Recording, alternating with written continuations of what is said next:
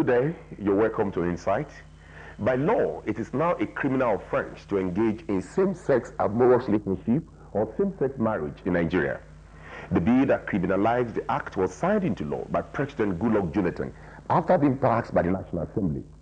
The law, which specifies up to 14 years in prison for offenders, bans gay marriage, same-sex amorous relationship, and membership of gay rights group. Also, any person who registers, operate, or participate in gay clubs, societies, organizations, directly or indirectly, make show of same-sex amorous relationship, commit an offense, and shall be liable on conviction to a term of 10 years in prison. While a section of Nigerians commends the law, describing same-sex marriage as un-African, ungodly, unethical, and alien to African culture, some see the law as being sensitive to the feelings and rights of homosexuals and lesbians, saying the nation has much more to worry about than chasing girls. For analysis of arguments from both sides of the debate, join us on our discussion segment. The People's Democratic Party of Nigeria can be described as a cat with more than 9 lives, always finding a way of surviving each time it reaches the goal-gutter or it is at the precipice. Following the resignation of Alhaji Bamanga Tuku, the former chairman of the party, Governor Adamu Muazu, former governor of Bauchi State, emerged as the party chairman. But what are the implications of this development? Was that the antidote to the crisis in the party? Barrister Olisa Metu, spokesperson for the PDP, is our guest on our special interview segment. Enito KDG is of course ready with the media review. Enito, how are you? Very well, thank you very much, Femi. Good day, viewers. You're welcome to today's episode on Insight. Today on the media review segment, I'll be joined by media review expert Simon Imobo Twam, a former newspaper editor and CEO of Due Communications Season Limited. We will examine the reportage of a few alleged happenings by the media during the course of the week. Did these events, as reported by the media, actually happen or not? I'll be with you shortly on the media review segment. Do not go away. I am Enito KDG. And I am Femi Adefila. Up next is our discussion segment. Stay tuned.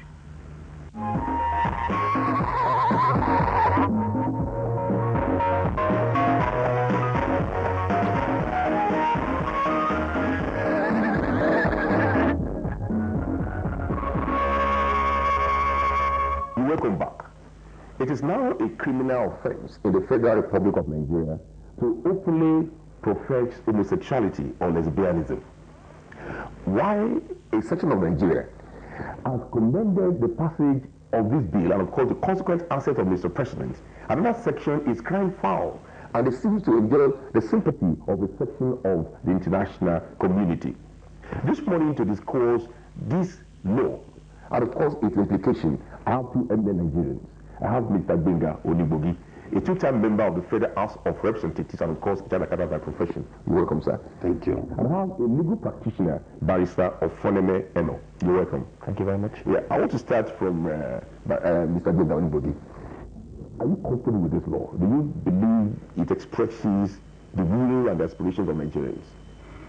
The law has passed, it's in the right direction in the sense that same-sex marriage is a crime as far as nature is concerned. In the sense that we have to realize one thing, that even in the animal kingdom, nature recognizes a male and a female. And the essence of a male and a female is for the two of them to meet and procreate, so that we move from one generation to the other. Even that you have a male dog, you have a female dog, and any form of animal. Now for us to say a man must marry a man, and a woman must marry a woman and call them gay and lesbians, I think is against the law of nature. So the law has passed, it's in the right direction, and I believe it satisfies the yearnings of more than 99.999% of Nigerians. Do you believe it's not against the law of nature? And that is very key. Do you share that? Yes, I think it offends the natural evolution of society, because the fabric of a society as it is constituted of the male and the female, and their coming together it helps society to evolve from one generation to the other. So in terms of procreation, I think encouraging single-sex unions is against the natural law of progression. So to that extent, it's against the law of nature. Yeah, just like you did, sir. A lot of Nigerians have eulogized Mr. President and of course the National Assembly for this law. Why do you think the international community is crying foul? The international community is crying foul because they've gotten to a point at their own level of development over there that they are no longer realistic with nature.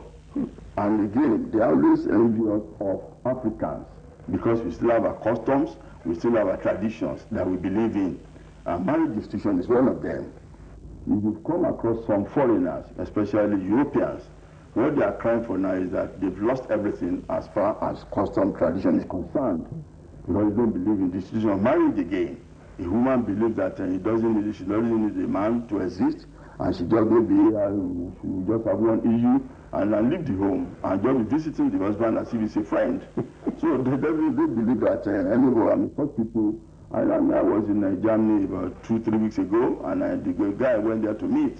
His major problem is the fact that he has no family upon his wealth and upon his net worth and everything, because the wife just had the baby and disappeared, and he's not begging the lady to come back. And we have family values. And we have family values here, and the guy has nobody to report to because the parents or the wife are separated long ago, living alone, so they are just scattered. But here, for you to have a family is a status symbol. You know that, you are settled, your life is, well, everybody will respect you for what you are. So in their own case, they've lost touch with nature. That's why they're trying to impose their will and wish on us in Africa. Barrister, if indeed these are African, yes, why will a section of the international community want to force something that is alien to us as a people on us? Okay, legally speaking, the criticism coming from the international community is that the legalization of anti-same-sex marriage through the Same-Sex Prohibition Act 2014 is against the fundamental rights of the individual. Now, in our Constitution, Chapter 5 recognizes the fundamental rights of the individuals in this country. But that same Constitution, in Section 45, subsection 1, states that any law passed in Nigeria will not be invalidated because of Section Chapter 5 if it goes against, amongst other things, public morality. So we have to look at the law in the context of the society which we live in. In our society, same-sex marriages, both within the Christian, the Muslim, and other alternative religious practices, is properly found out. So the law does not exist as a vacuum. In our culture, same-sex marriages is against public morality, and this law seeks to promote public morality in Nigeria. So it does not affect the right of an individual, it only affects the promotion of this act, which is against public morality. So I do not see any reason why the international community should be criticizing our promotion of this ban, because even in their own society, there are things they found out which we do not found out. For example, polygamy. In the Western culture, polygamy is found out as a form of marriage, but in alternative religions in this country, we have the practice of polygamy across various divisions. Even in the Eastern world, in places like the United Arab Emirates, where there's a distinction between modes of transportation for male and female, these are parts of their culture. So the law should be looked at the basis of each culture which it is being practiced. That, to me, to a certain extent, it's an aberration for the Western for the West to try to superimpose their culture on Africans. On Africans. Yes. Well, thank you very much. So, if indeed there are Nigerians who are gay inclined, how do you think we can take care of their interests within the confines of the law? There's no way we can take care of interest and promote public. Something that is against their public practice and our customs. They just have to fall in line. Like I said, the law satisfies more than 99.999% of Nigerians. So, people believe maybe it's a status symbol now. Maybe when they say this big man is a gay and this man is a lesbian. But it doesn't make sense at all. We should not condone such people. And I'm happy with the law as passed by the National Assembly, which is anybody who runs against the law will be given 40 years imprisonment.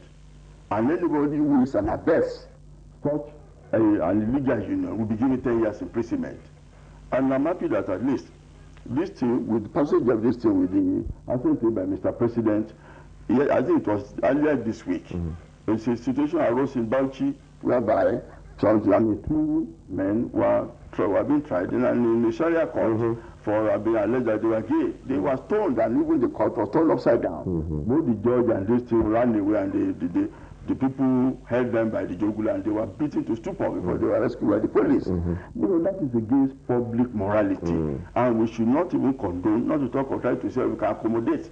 We should not accommodate such a thing. It's not like when we say someone has leprosy and so you want to accommodate him. You want to ostracize such a fellow. That's right. And let him go and live in the bush so that you won't contaminate others. I love that. So I don't see any reason why you have to say you have to, you know, find a way to accommodate them. Nobody has violated their rights. Thank you very much. So, talking about, the law says that anybody that engages in promotion of gay rights is liable to 10 years in prison.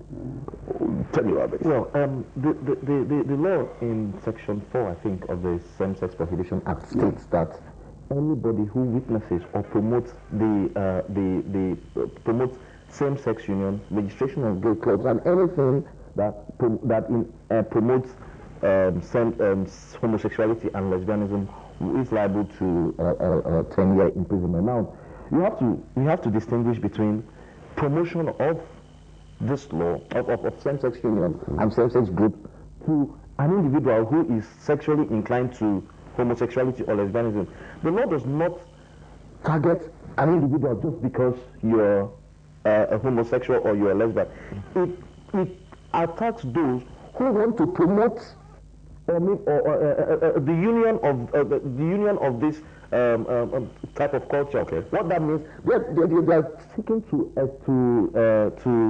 to stop the promotion or legalization of this kind of unions, because when there is a civil union or there is a marriage, it is recognized in law, and there are rights and privileges that come with this union. So the Nigerian law seeks to stop this at the very minimum. It does not affect the individual from seeking. For example, the US is saying they want to stop AIDS and HIV to Africa, to Nigeria, because of they've denied that. Yes, they've denied that. Oh, okay. Now, any form of any right of an individual, an innate right, is what we call a victimless crime. And in this sense, homosexuality is a victimless crime. It is a crime that is banned in society, but it does not have any direct harm on the individual. Nothing stops an individual from practicing whatever form of religion or whatever form of sexual orientation, but we do not want to encourage the promotion of this practice within our culture, because it is a law that is based on public morality. It offends all the religious perspective and the society. And like my panelist said, it is in line with 99.99% of the earnings of Nigerians. If indeed going through our local dialect and languages, there's no vernacular or Yoruba language, Hausa language, or even Igbo language for homosexuality. If somebody told me that, that means it is alien to us as a people. Now, the question I want to ask is that, do you think homosexuality crept in because of our exposure to civilization and Western worlds, Western ways of living? I will believe that, some people want to copy blindly anything that is foreign. And they believe anything that is being practiced in the foreign land is superior to our own situation here. That's why homosexuality came into being in Africa, for example. And I'm happy that when David Cameron, the Prime Minister of Britain, came out and said, any African country that is promoting, promoting this anti-gay law, all the African countries stood up and rose against him that no, to hell with you and your head, you can go to any length, and we are going to make sure that we don't do anything that will go against the custom of our people. The only country in Africa that seems the support is South Africa, for obvious reasons, because of their own colonial history. They just gained their independence a few years ago, and that's why they believe in it. And I see South Africa as a foreign land on African soil. It's a foreign nation. Like when you go to Cape Town, where you see that this is a foreign nation. So it has no place in our traditional religion, and it has no place in Africa, as a whole. And moreover, when you look at it critically, you will see that, like my co-panelist said, if you look at Islam, if you look at Christianity, if you look at even African traditional religion, all these ones recognize the union and mating of male and female. That is why none of them will say, a man is marrying a man. It's not possible. It's never done. I mean, nobody has heard of it before. And again, in the olden days, maybe when you heard that someone is gay, it appears as if you are saying that Sarah fellow is committing crime. That big man is a gay, he sleeps with so man, this and that. It was a crime. But now for some people to now say, okay, you Nigeria, if you go against this gay people will stop your head. I'm happy, and the president, acted well, and National Assembly did very well. Passed the bill to him, and he assented to it. It became an act of the National Assembly there and then. And he was able to satisfy the journeys of our people, because what this issue of gay and lesbianism is irrelevant to Africa. Yeah, thank you very much. David Cameron, the Britain Prime Minister, threatened that any African nation that passed any anti-gay law will be denied AIDS to Britain. Now, is this a lesson for us as a continent? Because we go cap in hand, begging for AIDS, for assistance. So, the AIDS comes with all manner of conditions. Okay, I believe very well that Russia, also in Europe, is promoting an anti-gay law, and you do not see the United Kingdom running to tell Russia we are going to deny it, that we're going to eliminate you. I think it's the strategic location or the strategic problem of the African countries. For example, Nigeria in the near future should be a country that will be giving aid to other African nations. I must commend Mr. President for going so far to sign this law, and also to establish our independence from this, what we call the apron strings of colonialism. Because as time goes on, we need to establish ourselves as a country, as member of the Committee of Nations, and as a standing member. Don't forget that we are right now in the UN Security Council. So we shouldn't be looked at as an appendage of our colonial masters anymore. It is a time that African nations should stand up and tell the rest, we like what you're doing in Africa, we like your investments, we like what we like your aid, but you do not come and you sort the natural trend of our culture. This is Africa. Let's preserve who we are. Yes.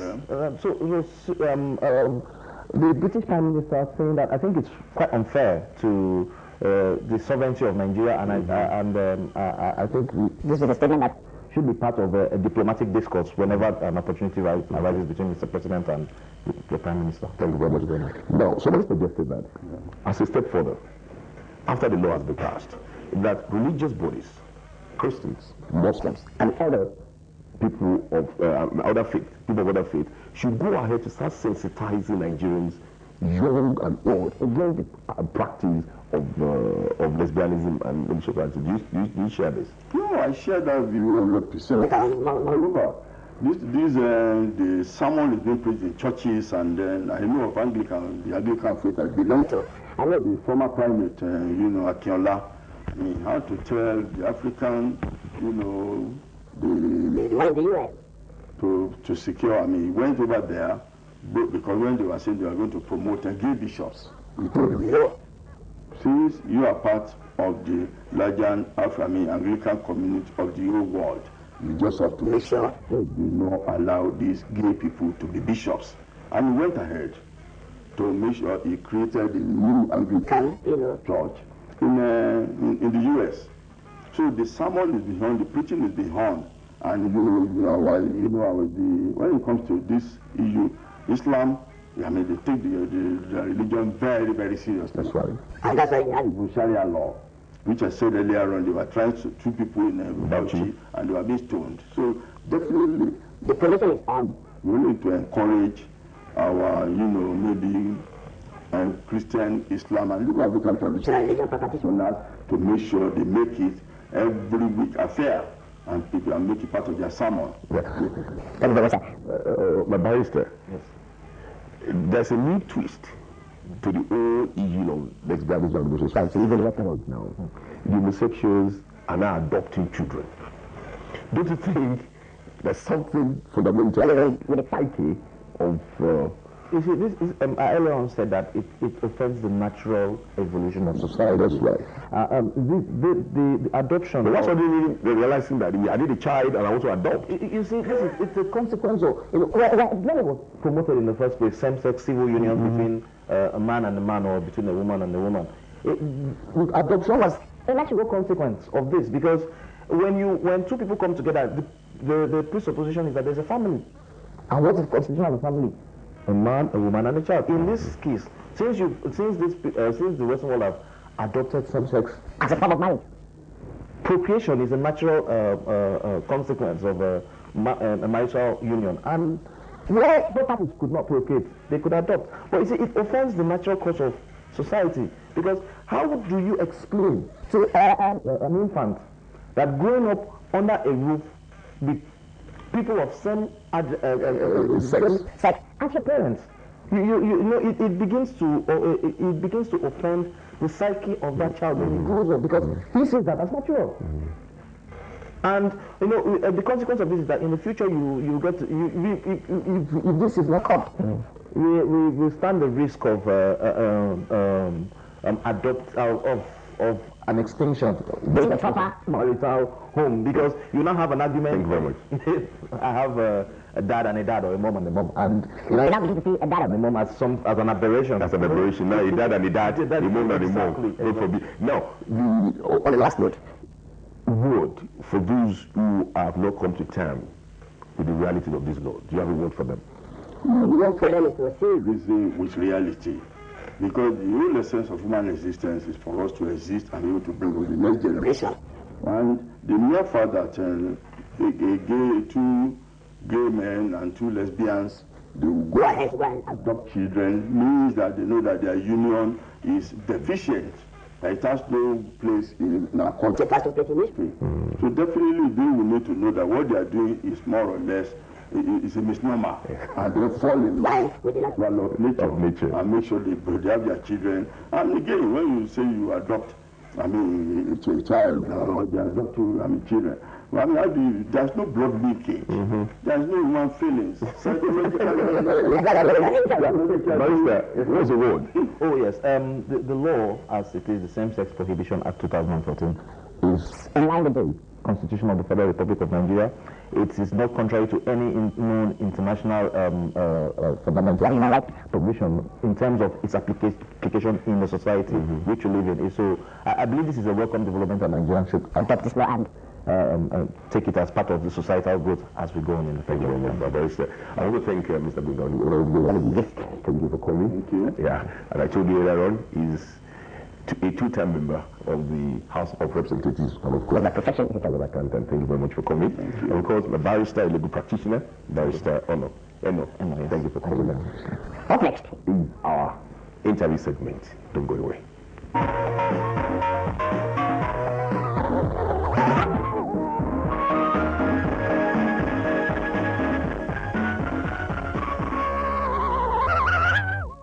Welcome back.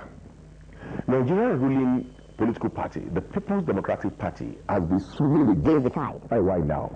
But with the change in leadership last week, observers are wondering whether respite is finally coming away of the political party.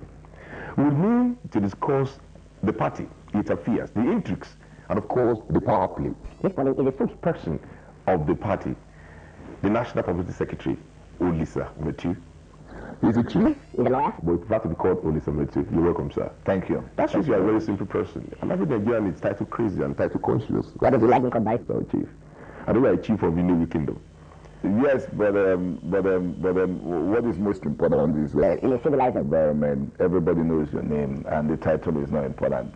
The title can come and go, and anybody can be. But not from Navy. Oh, from where? No, other places. Other places are very serious about that. Okay, thank you very much. Now, to the business of the day. The party has been in the eye of the storm for a while now. Babanga Tuku has eventually stepped aside. Is the virus out? We never had any virus.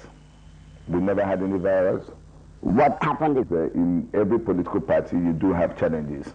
These challenges that we had in the last few months happened to be greater than we've ever had. But in the history of the PDP, we've always had challenges. from 1999, 2002, 2003, 2004, 5, and 2006, 7. One election is always approaching. You have challenges. It has to do with interest. But this time around, it's a lot of challenges. I said virus because I remember he called himself a positive virus within the political party. And it's a positive virus. That was how he called himself. I speak for the party. I don't speak for the national chairman. So I will not concern myself with what the national chairman says. Well, let's talk about the image of the party and the challenges and the interest of the party. Yeah. Now, talking about the leadership crisis, I mean, because this is the first time that 7 governors will decamp from the fold of your political party. And of course, you are not the man of the suit to say, but you have 171 members in the House of Reps as we speak. The opposition has 172. I know the law has said there's a court case on that. But what I'm saying is that is this particular crisis the most you've had since the inception of the political party? Well, to correct you first, I understand that we have 174 as against 169 as of yesterday, but even then it's not something that you can be proud of for a political party that's been in power and we've had a lot of majority to be now in serious contest with the opposition, the leading opposition party. APC is not something we're proud of. So we'd rather not go in there. The fact that we're in the student majority is not something we want to throw around, because the margin is quite small. We expect that in the next 1 month or 2, the question will be settled. We did lose a couple of members, but the PDP is in the process of recovering our members. Let's do a post-mortem. Let's attempt a post-mortem.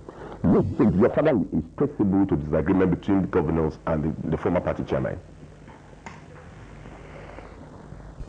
Well, the truth is that it had to do with the style. It wasn't necessarily the party chairman who made mistakes. As a political party, we made mistakes. Looking back on it, we generally, all of us, we made mistakes. There were certain things that we shouldn't have done. There were certain things that we should have done. But the good news is that the national chairman right now has made it very clear that the party is big enough for everyone, and that doors are open, and we want to recover the lost ones. Let us not dwell on what has happened. What we want to dwell on is what are we offering? Why we're talking about people still remaining in the party? Why we're talking about people coming to the PDP? It's simple. We are the only party in this country that covers all national interests. Nobody owns PDP. No single individual or tribe or religion dominates the party. Everyone is participatory democracy. Then we project the unity of this country. We declare the unity of this country. While our competition keeps on happening on rest, on our divisions, on our problems, and magnifies them. We in the PDP, we always project the unity of this country, and we want to remain as one. So these two things are what is the most important thing in terms of ideology and in terms of taxes between us and the opposition. And that's why we expect that people that share vision with us, or other politicians that want to Nigeria to remain, that are fighting for the interest of this country, or for the unity of this country, they should come together with us for us to move the country forward. There is no other party that can survive the way the party has survived since 1999.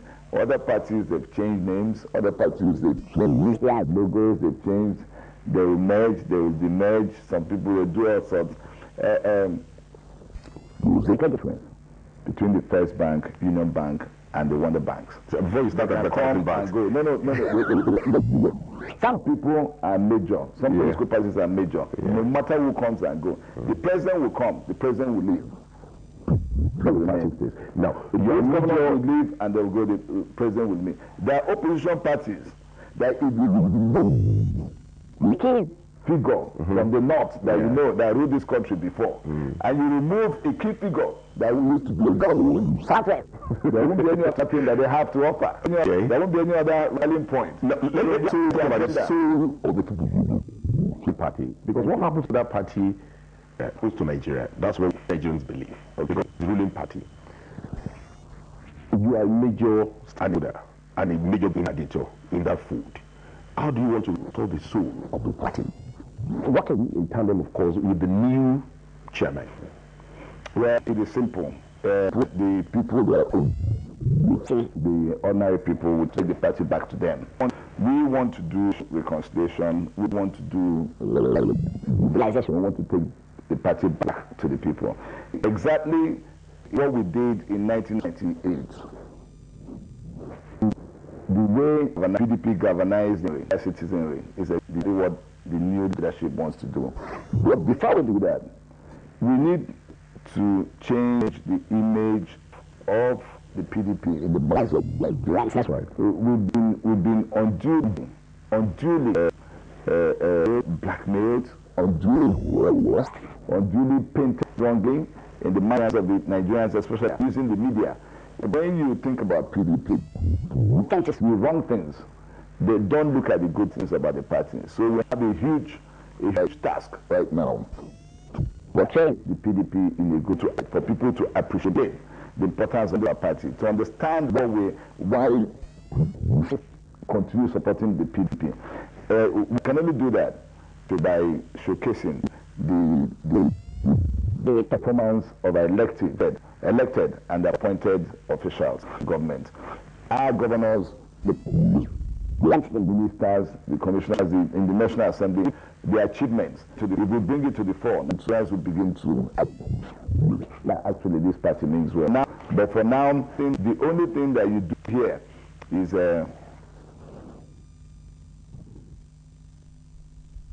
National Chairman said is a virus. PDP, the governor leaves, and the way it's being magnified in the media, it doesn't give us some concern. I must stress it that it's being choreographed to show that PDP is losing power is not true. In Kwara State, you have a governor and the former governor that left the PDP. Of course, one would expect that when they leave the party, majority of the House of Assembly people where their supporters. 2 months after they leave the party, then you had a headline, a sensational headline, another tsunami. Leave Kwara State. Well, they left with the governor. They left today in 2 months ago. No. So why are you saying it today? Why are you talking about it today? After 2 months, they left today. When he left, then all of a sudden in Sokoto, the governor says he's leaving. Then a month after he leaves, you now say another tsunami. 18 lawmakers leave the party. Why? I mean, these people are good. It's not about Nollywood. It's about election. It's the people vote for the people. It's not movie making. Let me say this, Mr. Metu. Former chairman of your party is now on the other side of the divide. And Chief Adobe. Parties describe your party, even when the PDP chairman, that PDP is not a party, but Iran. There are ideological issues. Share party. Do you share that belief? But that's why we have problems that we play. In 1998, we just wanted a ready vehicle to go into democracy. I believe it was the.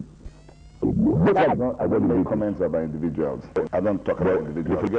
I get very, very careful about